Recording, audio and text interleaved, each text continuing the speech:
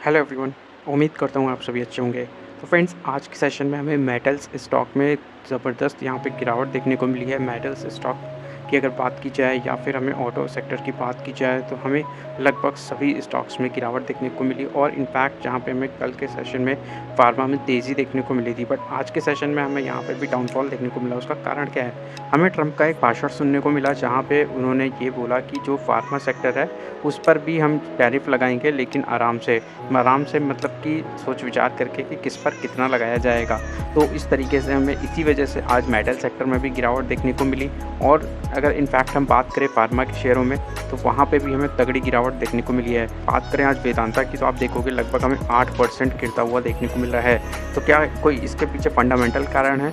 और जबकि आज इसके क्वार्टरली अपडेट्स भी हमें आते हुए देखने को मिले हैं, बिजनेस अपडेट भी आया है जो कि हमें सही अच्छा देखने को मिला है। टाटा स्टील भी देखें, टाटा स्टील भी हमें लगभग 7.5% की गिरावट के साथ कारोबार करता हुआ देखने को मिल रहा है। और हिंदुस्तान जिंक भी हमें लगभग 6.5% की गिरावट यहाँ पे दर्ज कराता हुआ देखने को मिला है। तो आप देखो तो ओवरऑल सभी मेटल सेक्टर में हमें ओवरऑल डाउनफॉल देखने को मिल रहा है। ये तो निफ्टी मेटल भी हमें ओवरऑल लगभग 5.85% की यहाँ पे गिरावट दिखाता हुआ देखने को मिल रहा है। यानी कि ओवरऑल अगर लगभग बात करें तो लगभग हमें 6% की गिरावट एक इंडेक्स में हमें देखने को मिल रही है, निफ्टी मेटल के इंडेक्स में।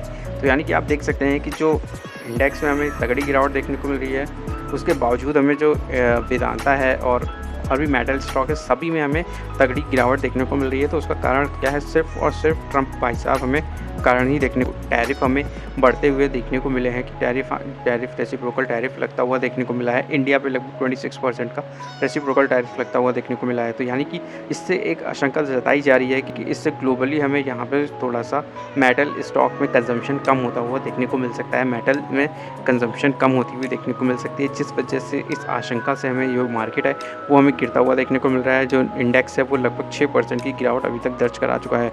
देखेंगे टाटा मोटर्स भी हमें लगभग 6% यहाँ पे गिरता हुआ देखने को मिल रहा है। इनफैक्ट कुछ दिन पहले मैंने यहाँ पर एक वीडियो पोस्ट की थी जहाँ पे सोना BLW कंपनी के हम लोगों ने शेयर की बात की थी, तो वहाँ पे भी आप देखोगे तो लगभग हमें अच्छी खासी गिरावट आज के सेशन में देखने को मिल रही है। और जो स्टॉक है वो लगभग 420 रुपीज़ के करीब में ट्रेड करता हुआ देखने को मिल रहा है। तो ऐसा नहीं है कि कंपनीज़ के फंडामेंटल ख़राब हुए हैं, बस कारण क्या है? कारण ये है कि जो टाटा मोटर्स का जो हमें JLR का जो यहाँ पे रिवेन्यू है वो लगभग 33% का जो रिवेन्यू है वो US से आता हुआ देखने को मिलता है। इसी कारण से हमें जो ये टाटा मोटर्स का स्टॉक है वो गिरते हुए देखने को मिल रहा है। और रही बात सोना BLW का, वो क्यों गिर रहा है? तो वो भी हमें इसी कारण से गिरता हुआ देखने को मिल रहा है। एक इससे रिलेटेड वीडियो भी पोस्ट किया था, अगर वो वीडियो आपने नहीं देखा है तो देखिएगा। तो वहाँ पर मैंने सेक्टर वाइज सारा चीज़ बताया था और स्टॉक स्पेसिफिक बताया था कि किन स्टॉक्स में हमें गिरावट देखने को मिल सकती है। हालांकि कल तक की जो हमें फार्मा स्टॉक्स थे वो बढ़ते हुए देखने को मिले थे, क्योंकि कारण क्या था कि ऐसा आया था कि उसमें कोई भी हमें टैरिफ लगता हुआ नहीं देखने को मिला। बट आज की तारीख में हमें न्यूज़ निकल के आते हुए देखने को मिली जो फार्मा सेक्टर है उस पर भी हम टैरिफ्स को लगाएंगे।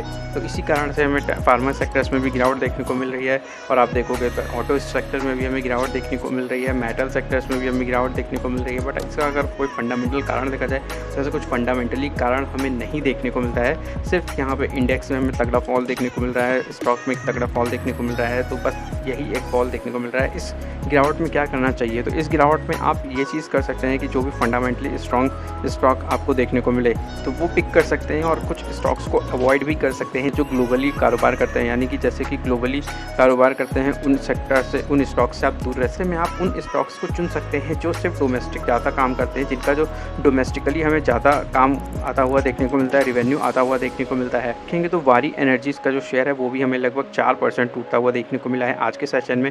और कल भी हमें लगभग 4% की इस स्टॉक में गिरावट देखने को मिली थी। और आप देखेंगे तो लगभग लास्ट 5 डेज़ में लगभग स्टॉक में 10% करेक्ट होता हुआ देखने को मिल चुका है। फिर इसका जो रिवेन्यू है दोस्तों वो हमें US से आता हुआ देखने को मिल रहा है, इसलिए वहाँ पे हमें काफ़ी ज़्यादा इम्पैक्ट देखने को मिलता है। तो इसी वजह से भी आप IT सेक्टर से भी दूर रह सकते हैं, क्योंकि IT में भी हमें काफ़ी ज़्यादा बिजनेस जो है वो लगभग हमें US से आता हुआ देखने को मिलता है। तो यही कारण है कि IT में भी हमें यहाँ पे तगड़ी गिरावट देखने को मिल रही है, बिकवाली देखने को मिल रही है। तो यहाँ पर कुछ स्टॉक है जिस पर आप फोकस कर सकते हैं, जैसे OMCs यानी कि ऑयल मैन्युफैक्चरिंग कंपनीज़ हैं, जैसे कि BPCL हो गया, और IOCL हो गया।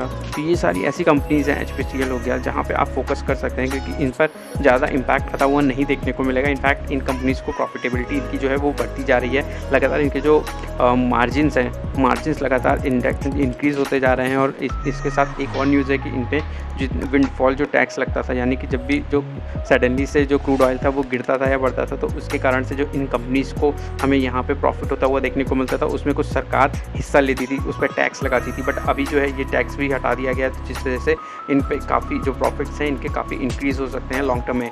तो इसलिए आप OMCs पर नज़र रख सकते हैं। यहाँ पर अगर निफ्टी की बात करते हैं तो निफ्टी इंडेक्स में भी हमें लगभग 322 पॉइंट की गिरावट देखने को मिल रही है, यानी कि अभी आप देखोगे तो लगभग 22,920 पॉइंट्स के करीब में निफ्टी ट्रेड करता हुआ देखने को मिल रहा है। यहाँ पे जो इसका जो इंपॉर्टेंट लेवल भी है उसी के करीब हमें आता हुआ देखने को मिल रहा है, सपोर्ट के आसपास देखने को मिल रहा है। 22,800 पॉइंट का जो ये लेवल है ये काफ़ी तगड़ा सपोर्ट होने वाला है निफ्टी के लिए। ये मेक और ब्रेक लेवल होगा। अगर ये लेवल टूटता है तो फिर मार्केट में और ज़्यादा हमें गिरावट गहराती हुई देखने को मिल सकती है। हालांकि आज फ्राइडे है, यानी कि आज इस सप्ताह का लास्ट ट्रेडिंग सेशन है, तो देखना रहेगा कि इस बीच में क्या होता है, क्या न्यूज़ निकल के आती है। तो काफ़ी ज़्यादा जो मार्केट है वो भी फंडामेंटल के हिसाब से ना चल के न्यूज़ ड्रिवन ज़्यादा अभी हमें देखने को मिल रहा है। तो इसी वजह से अगर आप किसी भी पोजीशन में हैं तो आज मेरे हिसाब से तो आपको यहाँ पे क्लोज करके जाना चाहिए, क्योंकि सैटरडे है, कुछ नहीं कहा जा सकता कि ट्रम्प बाबू क्या बोल दें।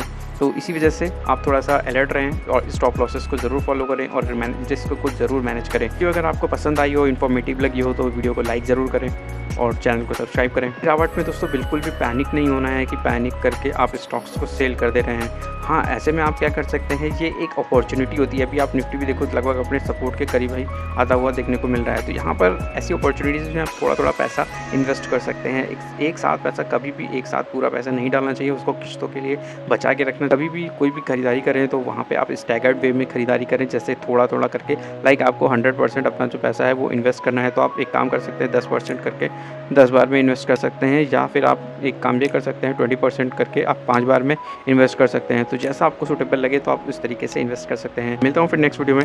Thank you for watching my video.